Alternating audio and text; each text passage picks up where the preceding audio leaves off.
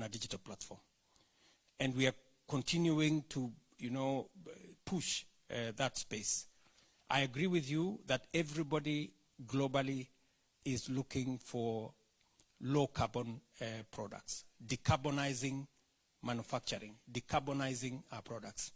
And we are at a very good advantage in Kenya because even if we process our goods and services, we can be the destination for green energy. And with green energy, you end up with green products. So I agree with you, and Lee should be able to pick up what you have said with him. There is a gentleman there in a green tie.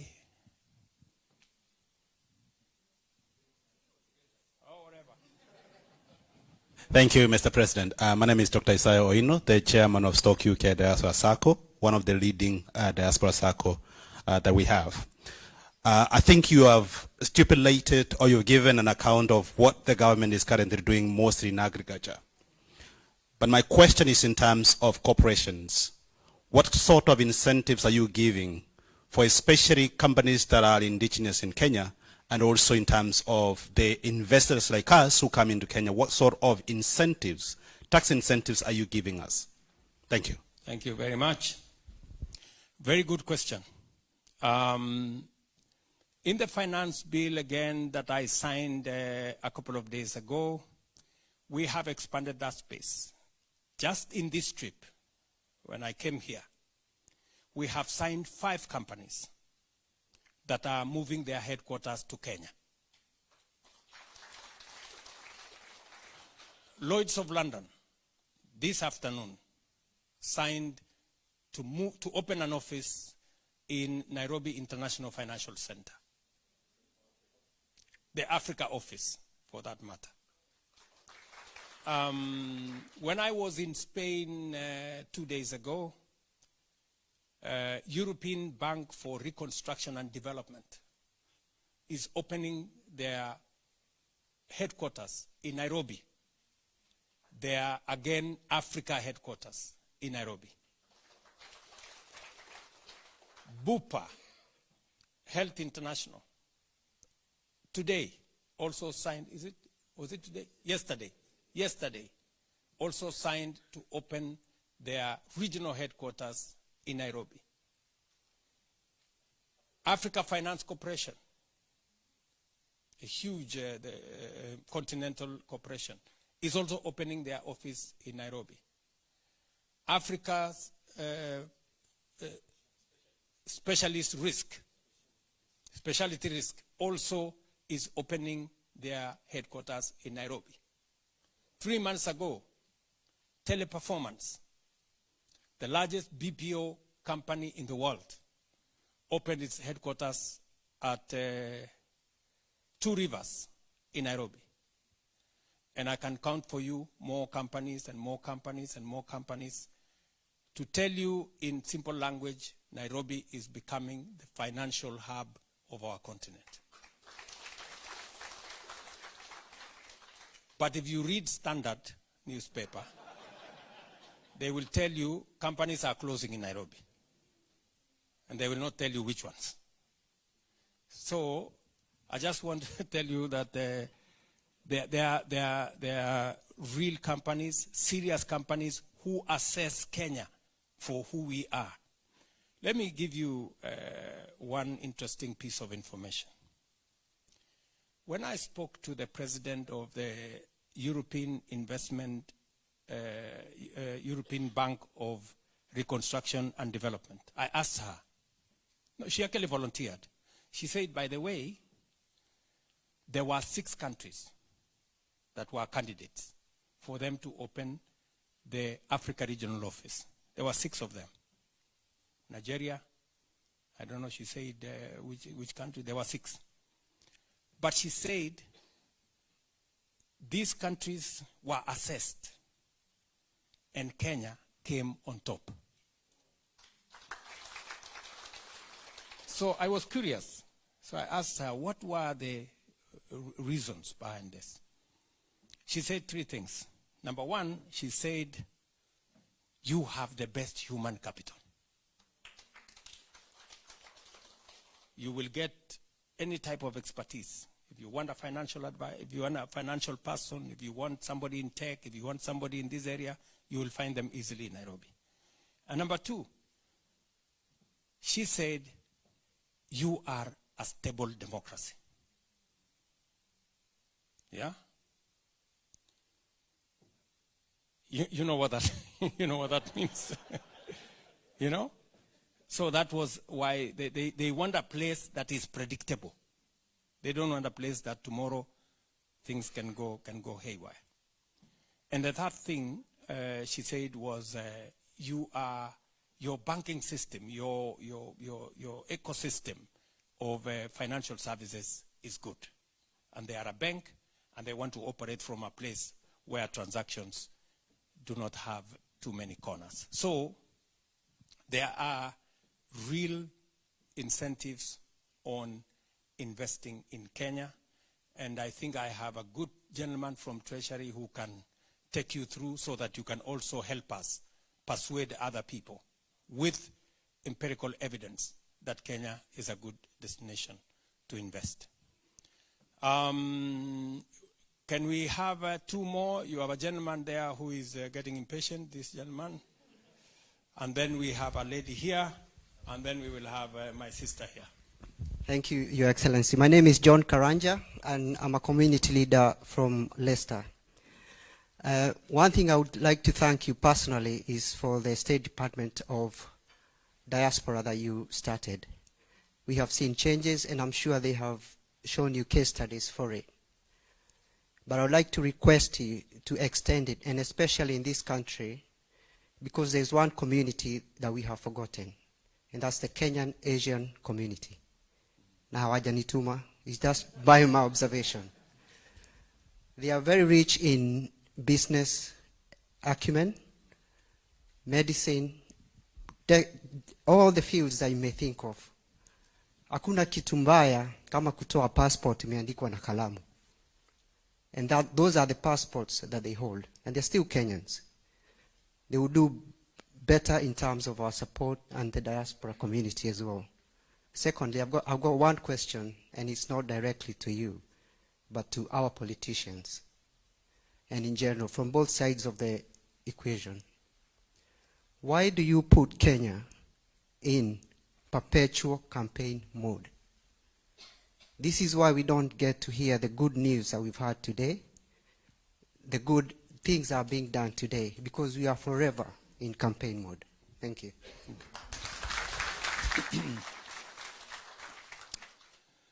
Well, the question on politicians, I don't know who is going to answer. But it is something for us to think about. You're right. Election is a one-day event. Kenya is work in progress every day. You know? So I think you're speaking to many of us in very profound ways, that we have a country to mind, but elections are once in 5 years. We cannot do the job of a day in 5 years for all the 5 years. I think we should do other things when our time demands. And on our Asian friends, I think, Rosalind, you have some notes there, and you will pick it up, and then we see. We do not want to discriminate on any of members of our society, because everybody has an input and a contribution to make. My sister, and then finally I will give it to, oh yeah, you already have the mic. For a bad leg. Thank you so much, Mr. President. I want to say everything you said. I don't want to pick one. I'm so happy, like every one of us, of the progress you have made in Kenya. You've made progress, and you've taken very hard decisions. Like your colleague said there, that the decisions possibly you've made are the hard ones, not the easy ones. So my name is Regina Williams. I come from Kenya, a village in Kisii. I came from extreme poverty in Kisii, and I came to this country, but this country has given me opportunity to be something. I'm the first East African female politician in London, and My leg is sick, but when I saw that you are here, I said I'll come and shake hand. Because I've shaken the hand with people like Tony Blair, Gordon Brown that I worked with, and I said, my president from Kenya must come. But I have something as well to ask you. Maybe your colleague there, the one who's taking notes. I've been here for 5 years. And I went to Dubai last May. My heart was touched. You said that you have statistics of everybody outside. But we do have people in Dubai, Kenyans, that I met, and my heart really went down because I didn't like the way they were there, you know, not all of them, but a few that I met. I met one particular girl from, I think, Bomet, and she told me that she's working in Dubai, and what she does is cleaning cats and dogs. And I thought she was a veterinary doctor, but actually she's been employed by a Malaysian person to do this kind of job. Having said that, I was in Malaysia as well for the Women Economic Forum. It's a beautiful country and great. But those people have gone places without the country knowing where they are. Some of them are actually having a hard time. I don't know what we can do, especially in the Middle East, to get the statistics and the help. And they are afraid of coming back home. That's what they told me. Because I told them my profile. And Mr. President, by the way,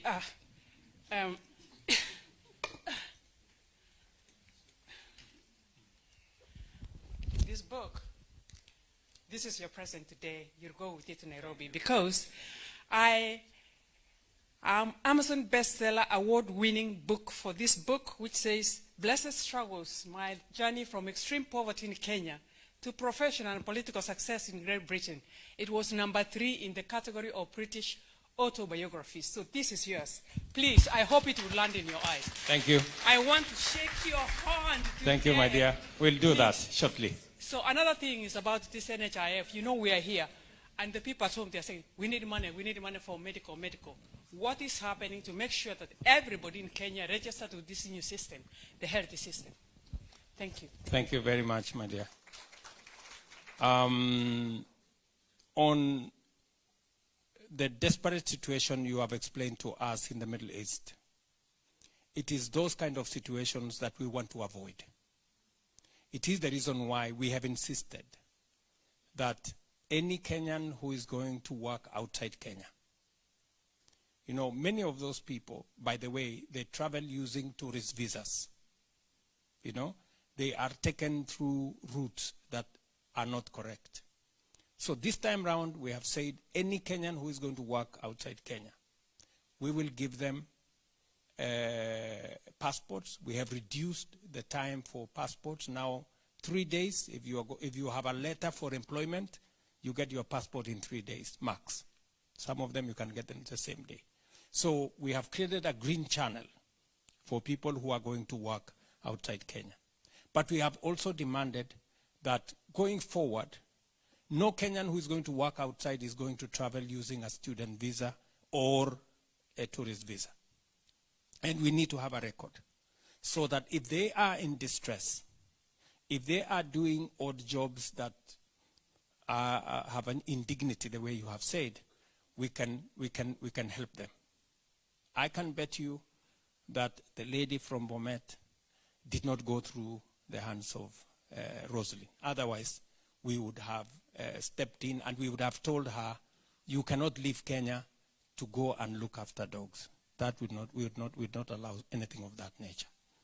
And it is the reason why we have changed the system so that today we have digitized the space to make sure that we have the right people going and doing the right jobs, and we know how much money they earn, and we know how they are going to get home if it is necessary. On the issue of registration of SHA, it's an open portal. We are now working with the counties. We are working with the reason why I have told you every day between 20 and 50,000 Kenyans register is because there is a huge campaign to get everybody registered. Because by registering, we get 3 things. Number 1, we get data.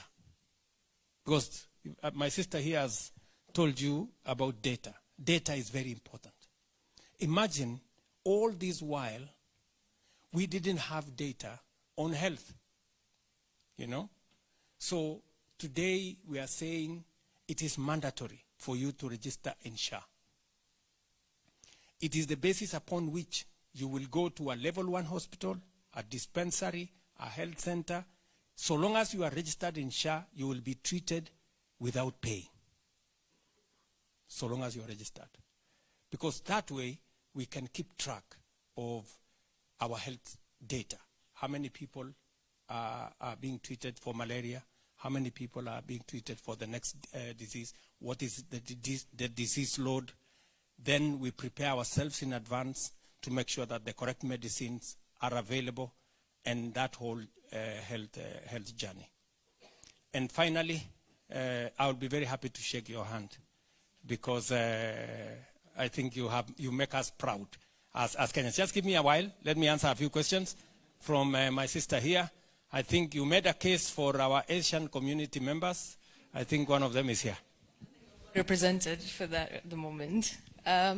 Your Excellency, I'd like to say I'm really happy to be here, and it feels surreal to be in your presence.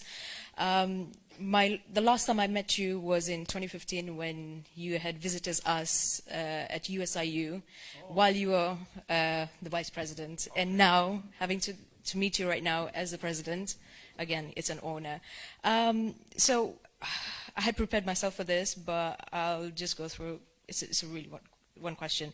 But I came here to earn my master's in data analytics. And my whole process over here has been with its like perks. But I would say that we Kenyans speak better English than any British that I've ever met, and still do. I agree with you. Actually, more majority of Kenyans speak better English than the majority here. I'm not attacking the British, but that's a fact. The thing is that, like many Kenyans, youth abroad, I faced many challenges, and from unemployment to navigating life between two worlds, yet I remain eager to contribute to the Kenyan progress and from the diaspora aspects of it. And my question is, how can young professionals like myself with global education and skills meaningfully contribute to your government's vision from abroad, particularly in data and innovation? And while all these thought-provoking conversations have been going on, there's one thing that was just coming across my head when remembering my Swahili teacher in Mombasa, who constantly told me to remember one methali, and this is the time I think I remembered it, and it goes as hindi ndiko kwenye nguo wendao tupo wako. So that's I think this is the opportunity with all the conversations that you've been stirring all this evening. And lastly, I would be honored to have a picture with you. Thank you. All right. Some good Kiswahili as well there. So let me say that we have a big ecosystem of both national and international companies that are setting up in Kenya. From Amazon Web Services to Apple to Microsoft and every other company in between. We have local companies that are growing, local expertise whom we are working with. We have Technobrain, for example. We have many companies, local companies in Kenya that are doing a lot of professional work. So I cannot tell you that government of Kenya can employ you, but I can tell you we are creating the space for companies that will be looking for expertise like yours to be stationed in Kenya. That is why I just told you, Lloyd's of London, we need people like you with your expertise in statistics and data analysis. Companies like EBRD, for example, companies like the ones we have asked to come on board in Kenya, insurance companies like the Africa Finance Corporation and many others who are in that space. So you can meaningfully contribute to the progress of our nation by coming to be part of the professionals that are making Kenya work. You just heard that one of the companies, the reason why they decided to set up shop in Kenya is because they can find professionals like you. So when you are in Kenya, that is what makes us a destination of choice by serious international companies. So allow me to stop here for now, because Rosalind, you can, because I think I have overshot my runway, and we can do the meet and greet. Can we? Thank you.